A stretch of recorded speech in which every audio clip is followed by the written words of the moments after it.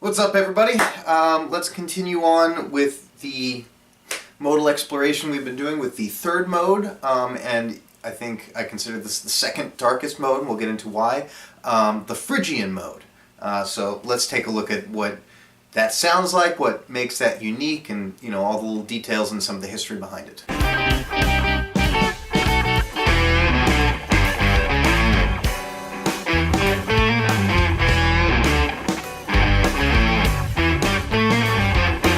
So the Phrygian mode is the third diatonic mode of the major scale, which means that it takes place on the third degree. If we are in C major, that means that we are playing an E Phrygian mode, so C, D, E Phrygian.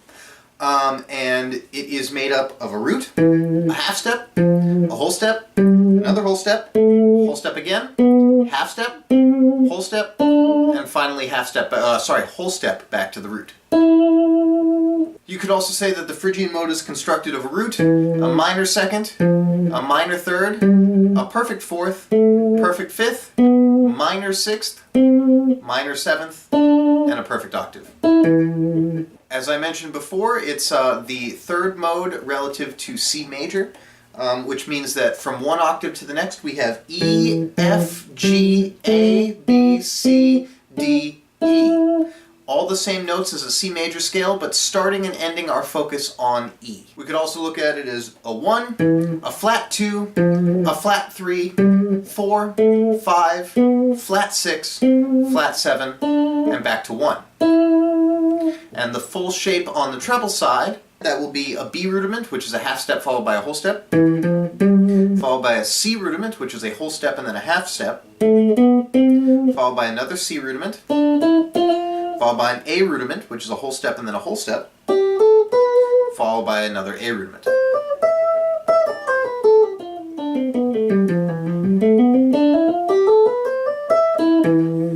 On the bass side, we've got a B A rudiment, which is a half step and then 2 whole steps, another B A rudiment, an A rudiment, which is a root and then 3 whole steps, an AC rudiment, which is 2 whole steps and then a half step, and then another AC rudiment.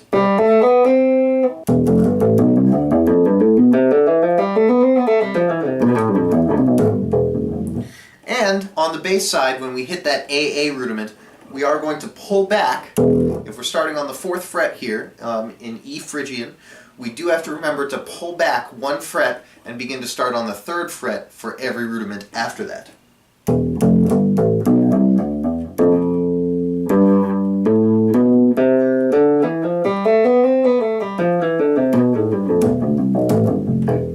The diatonic chord pattern is going to be as such. In E Phrygian, we've got a minor 1 chord, which, if we remember, determines what kind of a mode this is, the nature of the mode and the scale. So we know that if the 1 chord is a minor chord, then we're dealing with a minor mode. 2 chord, or the flat 2 chord rather, is going to be major. Flat 3 is major. 4 is minor. 5 is actually diminished. Flat 6 is major. Flat 7 is minor. And then we're back to the minor 1.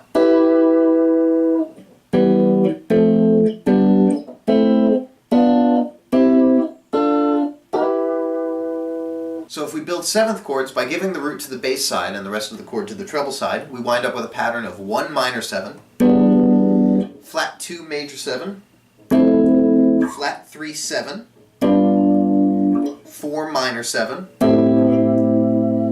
5 half diminished 7, 6 major 7, flat 6 major 7 rather, flat 7 minor 7, and a 1 minor 7 again.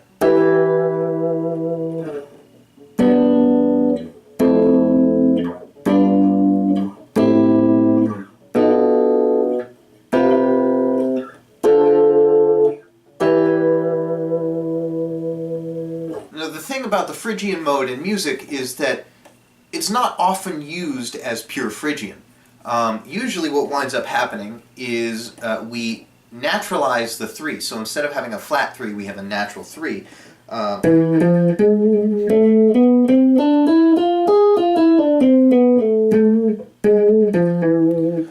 And that's usually the sound and the way that it's harmonized and the sound that we hear. Very rarely do composers use just the pure Phrygian mode.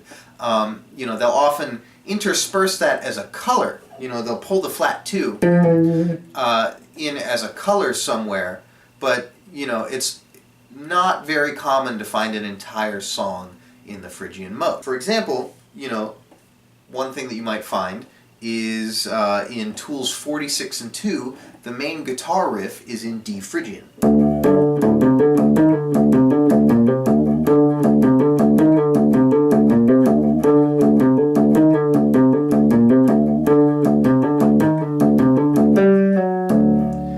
And then at the very turnaround we switch to Phrygian Major, or at least, because that's the first time a third has been played, we can call the whole thing Phrygian Major, but for the most part it's that sound right there rather than a natural minor, which is going to sound like this. Very different, much less dark, much less ominous. We have another example of Phrygian in Pink Floyd's Set the Controls for the Heart of the Sun. And again, this doesn't really touch on the third very much, or really at all, this main riff here. All it does is kind of float around and play with that flat 2 over the root. It sounds something like this.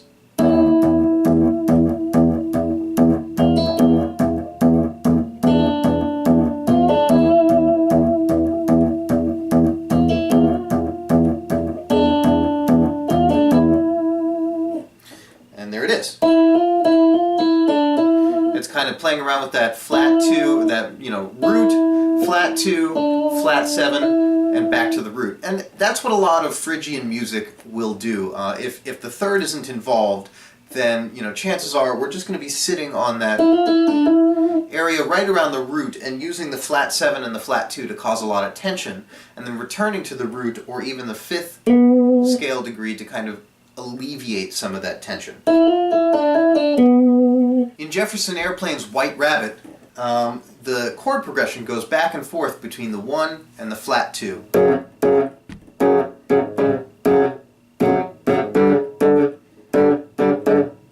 While the melody highlights chord tones for each of those. And this is a really great example of that kind of Phrygian cadence, that the ability to create an entire chord progression that feels moving and not necessarily unrestful, but not entirely stagnant on just 2 chords, on just that 1 and the flat 2. One of the earliest examples of Phrygian as we know it in written music would be the Andalusian cadence.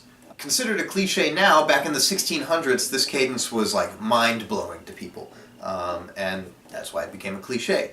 And we can look at it in 2 different ways. We can look at it as a chord progression based off of the first chord. If we were in A minor, the 1 chord would be A, or we could look at it as a Phrygian cadence built off of the 4 chord.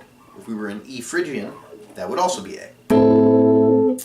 And it's basically a descending stepwise chord progression that ends on, if we're looking at the Phrygian, it ends on the major chord. And so we would be in Phrygian Major. And it sounds like this. You've heard this a million times.